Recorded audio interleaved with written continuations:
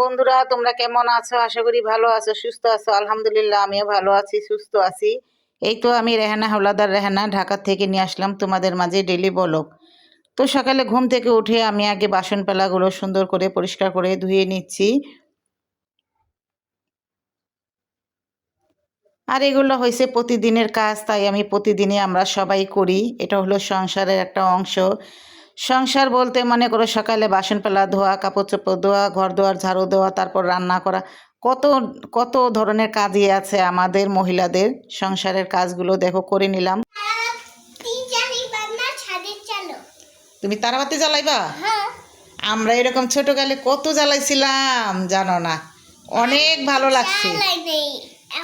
আজকে দেখছো ঘরে জ্বালাইছিল? ঘরে জ্বালাইছিল কি তারাবাতি? আচ্ছা। তো বন্ধুরা, এই যে দেখো এখানে রাত্রেবেলা তোমাদের সাথে একটু চানটা শেয়ার করে দিলাম। মাশাআল্লাহ, সব রাতের দিন এই চানটা উঠেছে, খুব ভালো লাগলো। আকাশে আন্ধার আন্ধার রাত, আর চানটা দেখতে খুব ভালো লাগলো। আর এই যে এখানে আমরা এখন সবাই মিলে যাব উপরে ছাদে তারাবাতি জ্বালাইতে। তো আয়রামণি আমার ভাতিজি ওরা বলতেছে চলো ছাদে যাই, তারাবাতি জ্বালাবো। তো আমরা এখন সবাই মিলে তারাবাতি জ্বালাইবো। তো অনেক খুশিভাবে উপরে উঠে গেতেছে, আমরাও সবাই যাইতাছি। আর আমাদের এখানে সিঁড়িতে কোনো লাইট নাই, তো আমি মোবাইলের লাইট জ্বালাইয়া তারপরে উপরে গেতাছি। তো তোমরা কে কীভাবে সবরাত মানাইলা, কীরকম আনন্দ করলা, নামাজ পড়লা, সবার জন্য দোয়া করলা, অবশ্যই কমেন্টে জানাইবা। আর এই যে দেখো এখানে ছাদটা অনেক অন্ধকার, কারণ আমরা ছাদে কেউ রাত্রেবেলা আসি না, আর এই জন্য আজকে আসলাম। আর ছাদে লাইট লাগানো হয় নাই। তো এই যে এখানে তারাবাতি জ্বালাইতেছে আয়রামণি আমার ভাতিজি, আর অনেক ভয় পায়। আর এই যে দেখো জ্বালাইলো। তোমরা কে কে তারাবাতি জ্বালাইছো বাচ্চাদের নিয়ে, অবশ্যই কমেন্টে জানাইবা। আর আমার ভিডিওটি আপুরা ভাইয়ারা দূরে বা কাছে যারাই দেখতাছো লাইক কমেন্ট শেয়ার করে আমার পাশেই থাকবা। আর আয়রামণি জ্বালা এত বারবার জ্বালাইতেই আছে, দেখো অনেক ভালো লাগে। আর এই দিনটা কার কার মনে পড়ে ছোটোবেলার কথা? আমার তো খুবই মনে পড়ে, ছোটোবেলায় ভাবে আমরা তারাবাতি জ্বালাইছি। আর এখন বুড়াকালে আর তারাবাতি জ্বালানোর দিনগুলো নাই। আর এই যে নিচে চলে আসলাম, চলে আসার পর আয়রামণি তো বলতাছে যে সবরাত সবরাত করে বলতাছে। আর ফারহানার মনটা খারাপ, ও জ্বালাতে পারে নাই, ঘুমায় আসলো। আর এখান দিয়ে তোমাদের ভাইয়া মাইনি আমার হাজবেন্ডে চলে আসলো। এই যে দেখো, তো কাজের থেকে চলে আসার পর এখন তারে খাবার দিতে হইব। আর এখানে কি নিয়ে এসে দেখি,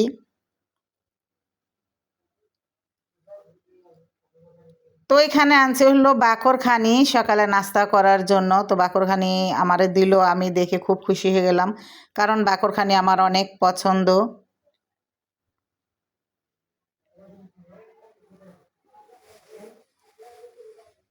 এখানে আবার আয়রামণি একটা নিয়ে নিল। আর তোমাদের ভাইয়া মানে আমার হাজবেন্ডে বলতেছে আমার খাবার দিয়া যাও, আমি নামাজ পড়তে যাবো। তো আমি বললাম এটা নিয়ে যান ঘরে, এখানে থাকলে বাচ্চারা ভেঙে ফেলবো। আর বন্ধুরা, আমার বয়সে যদি কোনো এই শব্দ পাও তাহলে ভুল ত্রুটি দেখবা, কারণ উপদা পেলেন যায় মানুষের কথা শব্দ, এই জন্য।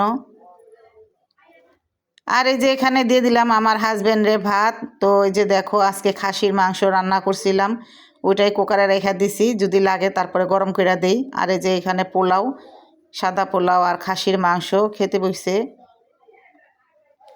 তো আমারও অনেকবার বলছে তুমি খাও, আমি বলছি যে না, আমি পরে খাবো।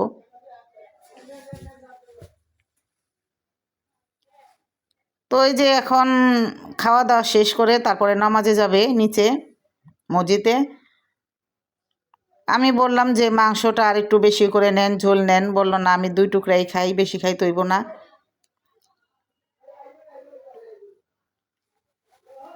আর এই যে দেখো আমাদের 2 বুড়ি চলে আইছে নামাজ পড়বো হিজাব পইরা। আর একটা তো ওরে বললাম তুমি হিজাব পরো নাই, কয় না আমি হিজাব পরি নাই। আর আয়রামণি পইরা আইছে, মাশাআল্লাহ ওই সব সময় ভাবে হিজাব পইরা থাকে। তোমরা সবাই দোয়া করবা গো দুইজনের জন্য। আমি বলতাছি মাশাআল্লাহ তোমার হিজাব পরছো পর, তোমাকে খুব ভালো লাগতাছে দেখা, তুমি এভাবেই থাকবা সব সময়।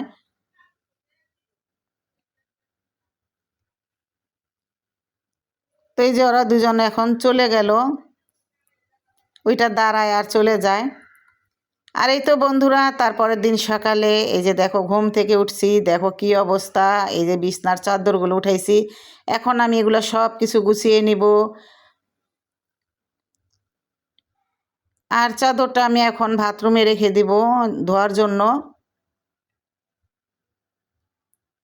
তো জানালার পর্দাগুলো ভালো করে খোলা হয় নাই, কারণ এখান দিয়ে অনেক আলো আহে আর অনেক বাতাস। এখন তো তাও শীত যায় নাই, ঠান্ডা ঠান্ডা বাতাস আহে, এই জন্য একটু তারপরও খুইলা রাখছি। ঘরের একটা গরম বাতাস আছে, ওইটা বাইরানোর জন্য। আর এই যে আমি বাথরুমে ধুয়ে দিলাম চাদরগুলো, তো আমি পরে ধুয়ে নিব।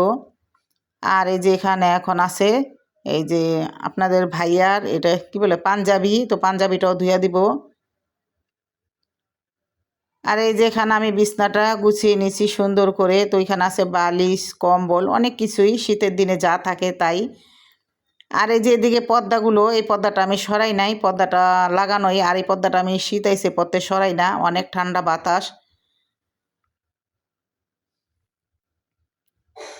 তো সব কিছু গুছানোর পর আমি এখন চলে আসলাম ড্রেসিং টেবিলের কাছে। দেখো ড্রেসিং টেবিলের উপরে লাগে যুদ্ধ গেছে, এরকম অবস্থা। তো আমার দুই নাতিন মেয়ে ওরা এগুলাই করে।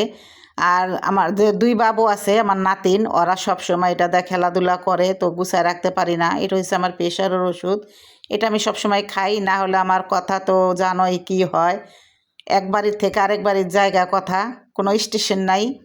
তো এই তো সব কিছু গুছানো হয়ে গেল। আর এই যে এখানে আমি এখন লুঙ্গি আছে, এখানে কিছু কাপড় আছে, কাপড়গুলো বাস করে নেব।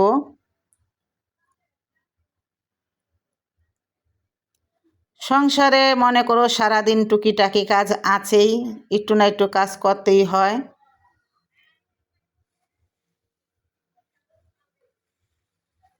তো আমি এখন কাপড়গুলো সুন্দর করে ভাঁজ করে জায়গার মতন রেখে দেব। আর আপুরা দিদি ভাইয়েরা যারা আমার ভিডিওটি দেখে লাইক কমেন্ট শেয়ার করে আমার পাশে আছো, তোমাদেরকে অনেক অনেক ধন্যবাদ। আর তোমাদের জন্য ভালোবাসা দোয়া রইল।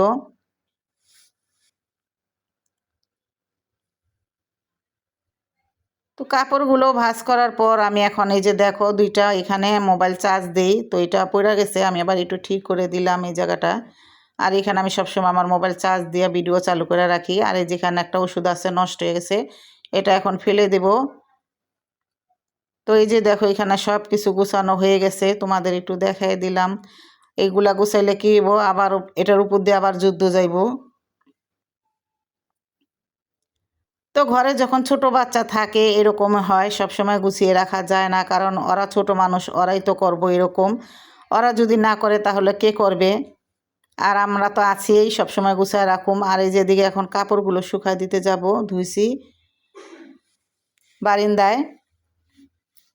তো বারিন্দার দরজাটা খুললে অনেকে আলো আহে, তো আমি এখন বারিন্দার দরজাটাও খুলে দিব আর কাপড়গুলো শুকা দিয়ে দিব।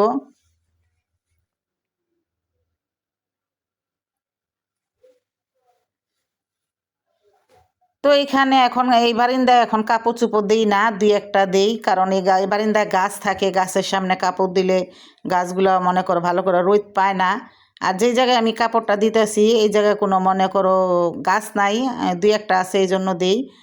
আর বারিন্দা তো মনে করো কাপড় শুকা দেওয়া যায় না, কারণ বাড়িওয়ালার না বলছে কাপড় শুকা দিতে। তো আমরা সব সময় এক বারিন্দায় দিই রশি টাঙায়া, আরেক বারিন্দায় দিই না। তো কাপড়টা শুকায় দিয়া ঘরে চলে আসলাম।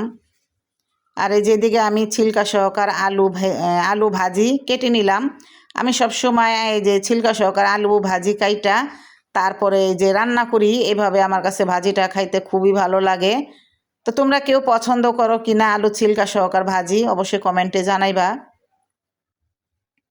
তো আমি ছিলকা সহকার ভাজি নিলে কি হইব, সুন্দর করে কষলে 2-3-4 বার কইরা, যেমন এই ইয়া না হয়, একটু বালু বালু না থাকে, ময়লা যেমন না থাকে, পরিষ্কার করে কষলে ধুয়ে নেই। আর এই তো চলে আসলাম ভাজিটা বসানোর জন্য। আর কালকে এই যে লাইটটা মনে করো গেছে, লাগাইতে পারি নাই, আজকে ও লাগাই নাই, এটার একটা নষ্ট হয়ে গেছে, ওটা ঠিক করব, তারপর লাগাইতে হইব। তো এদিকে আমি পেঁয়াজটা লাল কইরা তারপরে যে দিয়ে দিলাম হলুদ লবণ। তো এখন আমি হলুদটা লাড়া দিয়ে পেঁয়াজের সাথে মিশিয়ে দিব। আর পেঁয়াজটা আমি বেশি লাল করি নাই, হালকা লালই করছি। তো তোমাদের ভাইয়া মাইনি আমার হাজবেন্ডে বলতেছে যে আজকে ভাজা ভাজা করে আলু ভাজি করো আর ডাল রান্না করো, তো ওগুলোই রান্না করলাম। আর কালকের তরকারি আছে, সেটাই আমাদের দুপুরে হয়ে যাবে। তো আমি আলুটা ভালো করে লাড়াচাড়া দিয়ে মশলার সাথে মিশিয়ে দিব, আর পরে কাঁচামরিচ ধনিয়া পাতা এগুলো দিয়ে দিব। তো এই যে এখানে একটু হলুদ কম হয়েছে, তারপর আবার উপর দিয়ে দিয়ে দিছি, কারণ অন্ধকারের জন্য বোঝা যায় না হলুদ। তো এই যে দেখো আমার আলু ভাজিটা কেমন হয়েছে, ভাজা ভাজা করে রান্না করছি। তো বন্ধুরা আমার ভিডিওটি আজকে এই পর্যন্তই। তোমরা সবাই ভালো থাকবা, সুস্থ থাকবা, সবার জন্য দোয়া করবা। আর টাটা, বাই বাই, আল্লাহ।